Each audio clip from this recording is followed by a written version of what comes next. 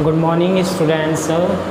Quantum यांत्रिकी में हम तरंग फलन और अवस्था फलन के बारे में पढ़ चुके थे कि तरंग फलन किसी कण की क्या बताता है, अवस्था बताता है ना, किसमें, क्वांटम यांत्रिकी में।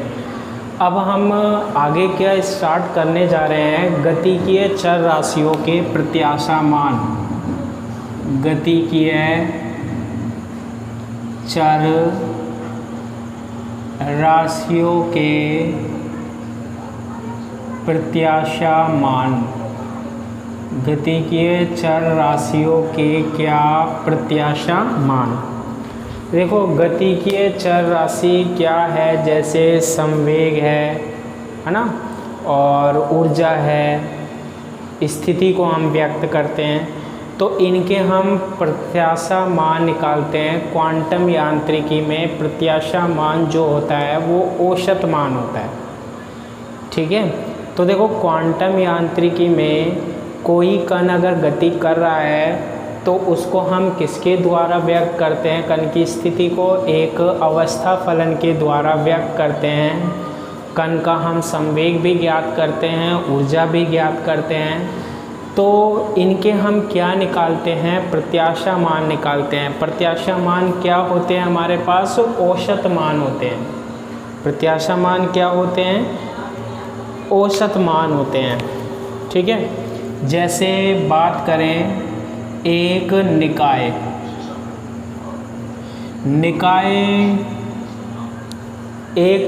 निकाय हमारे पास वो होगा जिसमें कण क्या करेगा, गति करेगा। जैसे कि विभव क्षेत्र,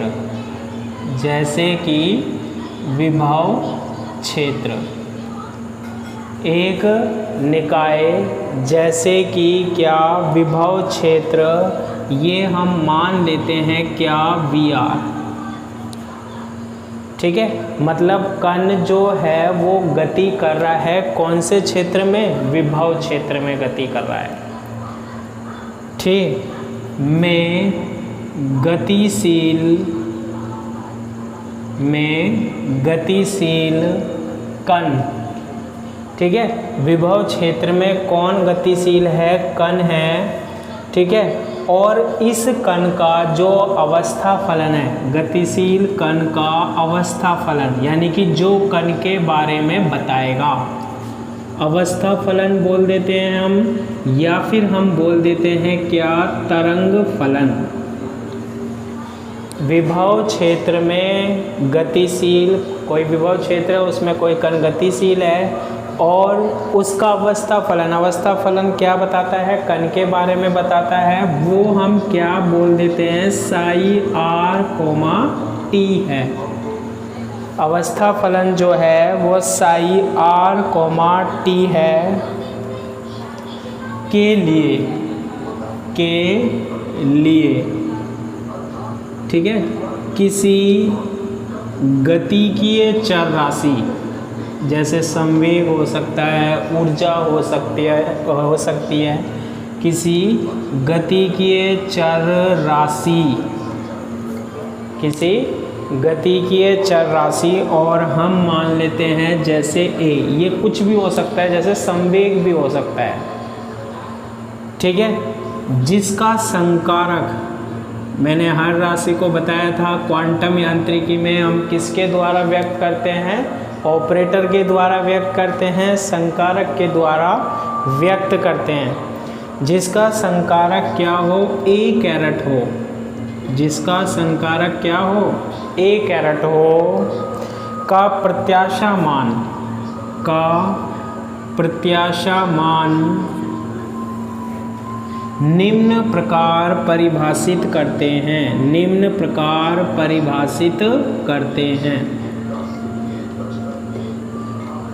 फिर दोबारा समझो, ये क्या कहना चाह रहा है कि हमारे पास एक विभव क्षेत्र है और इस विभव क्षेत्र में कोई कण क्या है, गतिशील है। तो जो गतिशील कण होता है ना, क्वांटम यांत्रिकी में उसको हम किसके द्वारा व्यक्त करते हैं, अवस्था फलन या तरंग फलन, स्टेट फंक्शन या वेव फंक्शन के द्वारा व्यक्त करते हैं, ठीक है। ये जो स्टेट फंक्शन और वेव फंक्शन होता है, यानी तरंग फलन या अवस्था फलन होता है, ये किसके बारे में बताता है? कण के बारे में बताता है। ठीक है, ये बात तो क्लियर है। किसके बारे में बताता है? कण के बारे में बताता है। अब ये कण है ना, जो के लिए किसी गति के चर राशि, ये जो कण है ना, उसकी कोई भी राशि पर विचार कर लो, जैसे संवेग है, ऊर्जा है, स्थिति है, किसी पर भी विचार कर लो। उस राशि का क्या होगा? हमारे पास एक ऑपरेटर होता है, हर राशि का संकारक होता है, वो हमने क्या मान लिया? ए कैरेट मान लिया। का प्रत्याशा मान, जैसे संवेग है, ऊर्जा है, इसका क्या निकाल रहे हैं हम? प्रत्याशा मान निकाल रहे हैं। प्रत्याशा मान का मतलब होता है माध्य मान या औसत मान कैसे निकाला जाता है। तो देखो, इसको निकालने का एक तरीका है, क्या ये फॉर्मूला होता है हमारे पास, क्या भौतिक राशि तो क्या है ए, और प्रत्याशा मान को हम इस तरीके से क्या करते हैं? क्वांटम भौतिकी में व्यक्त करते हैं। ठीक है, प्रत्याशा मान को इस तरीके से व्यक्त करते हैं, इंटीग्रेशन लगाते हैं। ठीक है, इंटीग्रेशन लगाते हैं। ये जो फलन होता है ना, इसका संयुग्मी लिखते हैं, यानी कि साई स्टार क्या? Are comma T. Psi star क्या? Are comma t. उसके बाद हमारे पास क्या लगाते हैं? संकारक या ऑपरेटर लगाते हैं, जो कि किस पर ऑपरेट होगा? फलन पर, साई आर कोमा टी और क्या? डीवी बटे। इसके बाद हम लिखते हैं क्या? नॉर्मलाइजेशन फंक्शन, यानी प्रसामान्यीकृत वाला मान लिखते हैं। नॉर्मलाइजेशन वैल्यू यानी प्रसामान्यीकृत वैल्यू क्या होती है कि psi star are comma T और psi are comma T into क्या? डीवी। ये किस में हमारे पास? आयतन अल्पांश में है। इस तरीके से क्या निकाल सकते हैं हम? प्रत्याशा मान निकाल सकते हैं। ठीक है, फिर दोबारा सुनो, प्रत्याशा मान कैसे निकलता है? एक फलन का क्या लेना पड़ेगा? अवस्था फलन का संयुग्मी लेना पड़ेगा। उसके बाद क्या होगा? हमारे पास ऑपरेटर होगा, जिसका भी प्रत्याशा मान निकाल रहे हो उसका ऑपरेटर, फिर आप क्या लिखोगे? अवस्था फलन, फिर आयतन समाकलन ले लेना। में बटे में प्रसामान्यीकृत मान, integration psi star are comma T, psi are comma T into dV. ये जो प्रसामान्यीकृत होता है ना, ये बताता है प्रायिकता को, है ना। इसकी जो वैल्यू होती है ना, हमेशा प्रसामान्यीकृत मान, इसकी जो वैल्यू होती है वो क्या होती है? Psi star are comma T, psi are comma T dV is equal to कितनी होती है? 1 होती है। प्रसामान्यीकृत मान किसके इक्वल होता है? 1 के इक्वल होता है। तो भौतिक राशि का प्रत्याशा मान जो होगा वो क्या होगा? Psi star are comma T और a caret psi are comma T into क्या? D we. ये क्या आ गया हमारे पास? ए का क्या? प्रत्याशा मान। और ए क्या है? कोई गतिकीय चर राशि है। ए क्या है? कोई गतिकीय चर राशि है। और उसका क्या निकाल सकते हैं हम? प्रसामान्यीकृत मान निकाल सकते हैं। अगर हमारे पास क्या हो? एक विमीय हो, यानी एक्स एक्स के हो या वाई एक्सिस हो या फिर जेड एक्सिस हो, केवल एक डायरेक्शन की बात होती है, तो फिर हमारे पास क्या होगा? ठीक है, ए क्या लिखोगे? साई स्टार केवल x पर डिपेंड करेगा और a caret psi x comma T into क्या? dx। ये क्या हो गया हमारे पास? एक विमीय हो गया। अगर हम y डायरेक्शन की बात करेंगे तो a का प्रत्याशा मान क्या होगा हमारे पास? Psi star y comma T A caret psi y comma T into क्या? dy। इसी तरीके से हम z भी लिख सकते हैं। a औसत is equal to psi star z comma T A caret psi Z comma T into क्या डी जेड। ठीक है, इस तरीके से हम क्या निकाल लेते हैं, प्रत्याशा मान निकाल लेते हैं किसका, किसी भी गतिकीय चर राशि का। ठीक है, अब देखो हम सबसे पहले जो एक राशि लेते हैं वो लेते हैं हम स्थिति का प्रत्याशा मान निकालते हैं सबसे पहले, फिर हम संवेग का देखेंगे और फिर हम देखेंगे किसका, ऊर्जा का।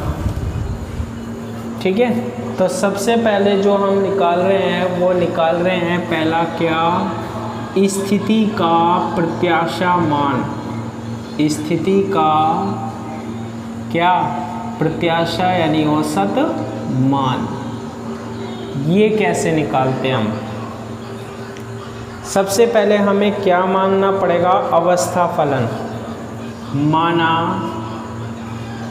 एक कण का अवस्था फलन साई एक्स कोमा टी है। मैंने अवस्था फलन बताया था जो किसके बारे में बताता है, कण के बारे में बताता है। माना एक कण का क्या है, अवस्था फलन साई एक्स कोमा टी है। ठीक है, इस अवस्था फलन पता लग गया, साई एक्स कोमा टी। इस अवस्था में कण की स्थिति का क्या, प्रत्याशा मान। क्या निकालेंगे, औसत मान कैसे निकाल लेते हैं, प्रत्याशा मान कैसे निकाल लेते हैं। तो देखो किसका निकालना है, स्थिति का। तो x क्या है, स्थिति एक विमीय, ध्यान रखना x y z एक विमीय है और तीनों मिल जाए तो त्रिविमीय होता है ना। x है, x का क्या, प्रत्याशा मान। क्या करेंगे सबसे पहले हम, देखो इंटीग्रेशन। ठीक है, अब देखो x अक्ष की जब हम बात करते हैं तो x अक्ष ऐसे होता है माइनस इन्फिनिटी से कहाँ तक, प्लस के इन्फिनिटी। x अक्ष ही तो है ये, x एक्सिस है ना, तो हम लिमिट लगा सकते हैं माइनस इन्फिनिटी टू इन्फिनिटी। जितने भी मान होंगे हमारे पास सारे, उनका औसत। सबसे पहले मैंने बताया था कि जो भी हमारे पास अवस्था फलन है उसका क्या ले लो आप, संयुग्मी ले लो। तो साई स्टार संयुग्मी एक्स कोमा टी का, साई एक्स कोमा टी का क्या ले लिया, संयुग्मी। उसके बाद जिसका प्रत्याशा मान निकाल रहे हो उसका संकारक यानी कि क्या, एक्स संकारक। ठीक है, और फिर उसके बाद हम क्या लिखते हैं, सिंपल फलन लिखते हैं psi x comma T into क्या, डी वी। और डी वी यहाँ पर होगा नहीं क्योंकि त्रिविमीय नहीं है, तो एक अक्ष होता है जब डी एक्स के सापेक्ष समाकलन हो गया, इंटीग्रेशन हो गया हमारे पास। और नीचे कौन सा मान आता है हमारे पास, माइनस इन्फिनिटिव टू इन्फिनिटिव। एक बार तो क्या, psi star x comma T और एक साई एक्स कोमा टी, संयुग्मी और बिना संयुग्मी फलन का क्या, गुणनफल। और मैंने बताया था कि ये कौन सा मान होता है, ये प्रसामान्यीकृत मान होता है। इसकी वैल्यू जो होती है वो कितनी होती है हमारे पास, 1 होती है। प्रसामान्यीकृत की वैल्यू हमेशा कितनी होती है हमारे पास, 1 होती है। तो x का जो प्रत्याशा मान आता है हमारे पास, वो x का प्रत्याशा मान कितना आएगा हमारे पास, इंटीग्रेशन माइनस के क्या, इन्फिनिटिव टू इन्फिनिटिव। और साई स्टार क्या आ रहा है हमारे पास, x कोमा टी आ रहा है। तो हम क्या लिख देंगे, हम psi star x comma t, x संकारक की value x psi x comma T into क्या, डी एक्स। तो ये किसका प्रत्याशा मान आ गया हमारे पास, स्थिति का प्रत्याशा मान आ गया। किसका मान आ गया, इसी तरीके से देखो x को हम बाहर भी लिख सकते हैं, minus infinity to infinity, x यहाँ ले आओ, x मल्टीप्लाई में अब तो, और फिर psi star x comma T और psi x comma T into क्या dx। ये किसका मान आ गया, x का क्या आ गया, ये प्रत्याशा मान आ गया।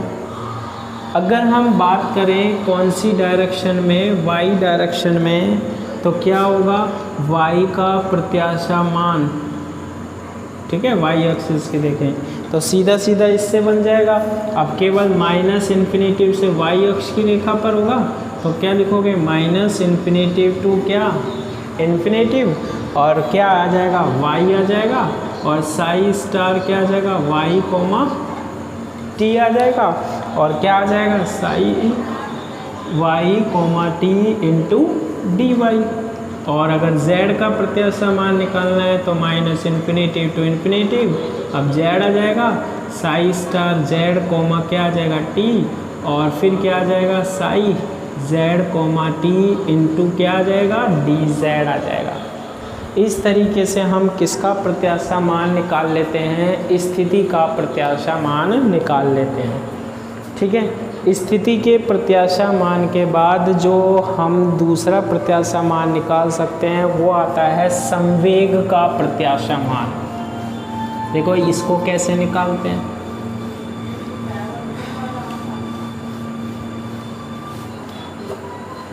स्थिति के बाद हम निकालते हैं किसका, संवेग का प्रत्याशा मान। देखो संवेग का क्या प्रत्याशा मान, ठीक है, किसका मान, संवेग का क्या प्रत्याशा मान। संवेग के प्रत्याशा मान के लिए पहले अवस्था फलन पता होना चाहिए। माना कण का अवस्था फलन,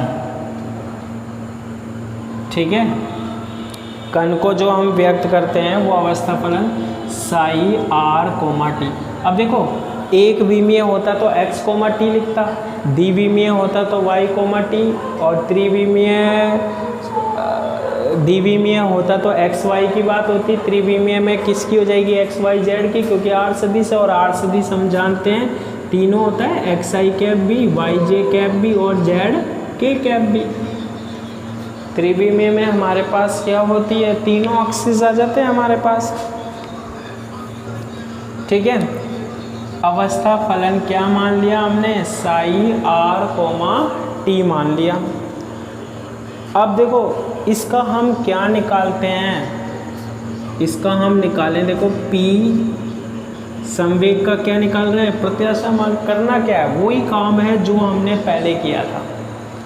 त्रिविमीय है तो देखो इंटीग्रेशन लगा दिया हमने, और फिर सबसे पहले आप क्या लिखोगे, संयुग्मी साई स्टार क्या आर कोमा टी, संयुग्मी साई आर कोमा टी, और फिर क्या लिखते हैं हम पी संकारक, क्या लिखते हैं हम पी संकारक लिखते हैं, और फिर psi are comma T into क्या आ जाएगा डी भी आ जाएगा।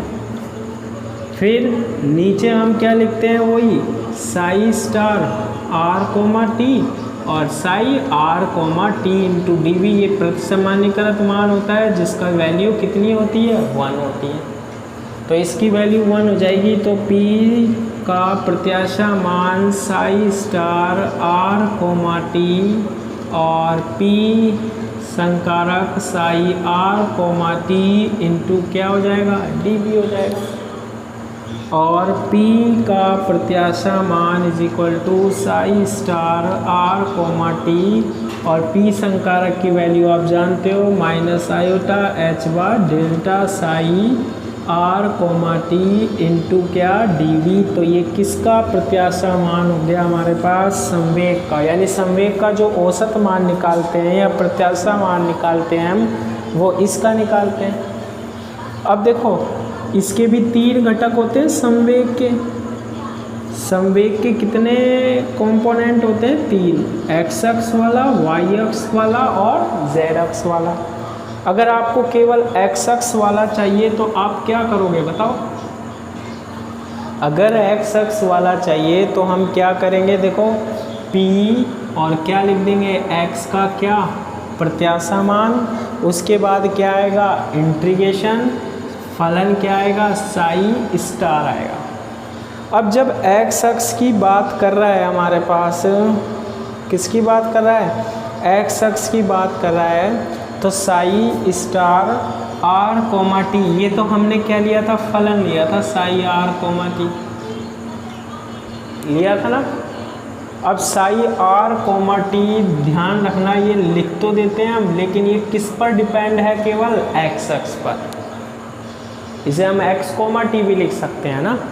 और संवेग का कौन सा घटक आएगा minus iota H cut del upon del X ये, और साई क्या आर कोमा टी इंटू क्या डी वी।